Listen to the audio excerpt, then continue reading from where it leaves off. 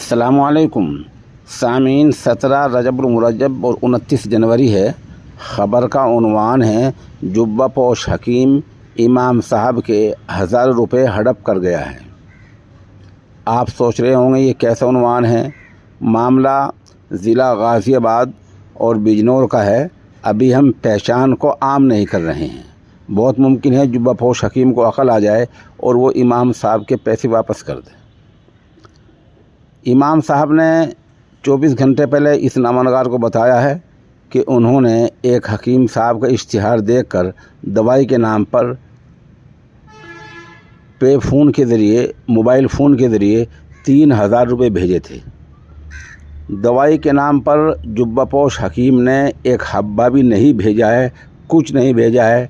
अब उनका फ़ोन नहीं उठा रहा है, व्हाट्सएप पे भी बात नहीं कर रहा है, कुछ नहीं कर रहा है। इमाम साहब के 3000 रुपये कई महीने से हज़म कर रखे हैं। अब कोई बातचीत नहीं कर रहा, बातचीत भी बंद कर दी है। मैं अपने चैनल के ज़रिए से इस जुब्बा पोश हकीम को वार्निंग देना चाहता हूं, अगर 15-20 दिन के अंदर अंदर इमाम साहब को मुतमईन नहीं किया, उनके पैसे वापस नहीं हुए, तो मैं मोबाइल नंबर के उनकी पहचान को आम किया जाएगा और फिर इस ओछी हरकत के लिए उनको चारों तरफ जवाबदेह बनाया जाएगा। अल्हम्दुलिल्लाह चैनल के ज़रिए इसके माध्यम से मुल्क की सतह पर मेरे जानने वाले लोग हैं।